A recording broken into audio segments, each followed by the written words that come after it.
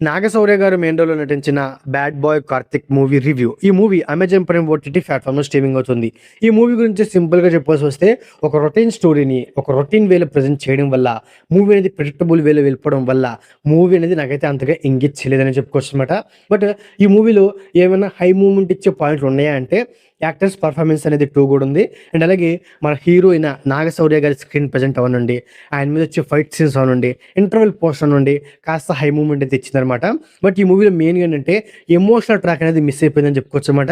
ఎందుకంటే సెకండ్ హాఫ్‌లో రైతుల మీద వచ్చే ఒక ఎమోషన్ సీన్ అవనండి, అండ్ అలాగే ఓవరాల్ మూవీ మొత్తం వెళ్ళిపోయేది అక్క, తమ్ముడు యొక్క బాండింగ్ మీద. ఆ బాండింగు అండ్ అలాగే వాళ్ళిద్దరి మీద వచ్చే ఎమోషనల్ సీన్స్ అంతగా వర్కౌట్ అవ్వలేదని చెప్పుకోవచ్చనమాట.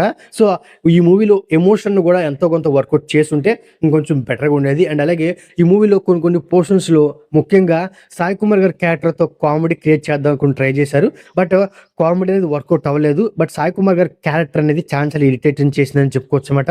ఎందుకంటే సాయి కుమార్ గారు ఒక పవర్‌ఫుల్ పోలీస్ క్యారెక్టర్‌లు చేశారు. ఆయనతో ఇలాంటి ఒక ఇరిటేటింగ్ పోలీస్ ఆఫీసర్ క్యారెక్టర్ చేయించడమే ఈ మూవీలో డైరెక్టర్ చేసిన పెద్ద తప్పులా నేనైతే ఫీల్ అయ్యానన్నమాట. ఎందుకు అనంటే సో, ఈ మూవీలో మన సాయి కుమార్ గారు నేను పోలీస్ డ్యూటీ చేస్తా అని చెప్పడం. సో, సాయి కుమార్ గారి భార్య మీరు డ్యూటీ చేస్తే నా తాళి తెగిపోతుంది అనడం. సో, దానివల్ల ఆ పోలీస్ క్యారెక్టర్ డ్యూటీ చేయకుండా సైలెంట్‌గా ఉండడం. అండ్ అలాగే మన సాయి కుమార్ గారే హీరోయిన్ వాళ్ళ ఫాదర్ అనమాట.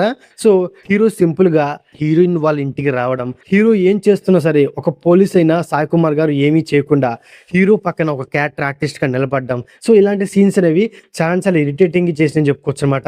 ఇంకా చెప్పొస్తే సెకండ్ హాఫ్‌లో వెన్నెల కిషోర్ గారి క్యారెక్టర్‌ని పరిచయం చేస్తారు. ఆయనతో అటు కామెడీ అండ్ ఇటు సీరియస్‌నెస్ ఏది వర్కౌట్ అవ్వలేదనమాట. అసలు సెకండ్ హాఫ్‌లో వెన్నెల కిషోర్ గారి క్యారెక్టర్ వల్ల పెద్ద యూజే లేదని చెప్పుకోవచ్చనమాట. అంతేకాకుండా ఈ మూవీలో విలన్ క్యారెక్టర్‌గా మంచి మంచి యాక్టర్స్ అయితే పెట్టారు. బట్ ఆ యాక్టర్స్‌తో విలన్ క్యారెక్టర్‌ని అంత బలంగా ప్రెజెంట్ చేయలేకపోయారు. అదే మూవీకి పెద్ద మైనస్ నాకైతే అనిపించింది. సో, ఈ మూవీలో లవ్ ట్రాక్ కూడా ఇష్టం వచ్చినట్టుగా రాసిన ఫీలింగ్ లాగా నాకైతే అనిపించింది. ఈ మూవీలో సాంగ్స్ కూడా ఎప్పుడు పడితే అప్పుడు వస్తున్న ఫీలింగ్ అయితే కలుగుతుందన్నమాట. దానివల్ల మూవీకి మనం డిస్కనెక్ట్ అయ్యే ఛాన్సెస్ ఎక్కువ నేను చెప్పుకోవచ్చనమాట. ఇక మిగతా విషయాలు చూసుకోవాల్సి వస్తే మూవీ యొక్క సినిమాటోగ్రఫీ అవ్వండి, కొన్ని పోర్షన్స్‌లో చాలా బాగుందనమాట.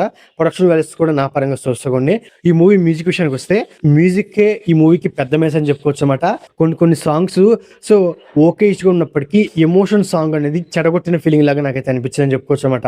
సింపుల్‌గా ఈ మూవీ గురించి చెప్పుకోవాల్సి వస్తే ఒక రొటీన్ స్టోరీని ఒక రొటీన్ వేలో ప్రెజెంట్ చేయడం వల్ల zero emotions, zero comedy and అలాగే ఒక ప్రెడిక్టబుల్ వేలో వెళ్ళిపోవడం వల్ల మూవీ అనేది ఒక ఫ్లాప్ మూవీలా నాకైతే అనిపించిందనమాట. సో, ఓవరాల్‌గా ఇదండి 'bad boy Karthik' movie review. నా రివ్యూగా నచ్చినట్లయితే వీడియోకి ఒక చిన్న లైక్, అలాగే మన ఛానల్‌ని సబ్స్క్రైబ్ చేసుకోండి. Okay, thank you all.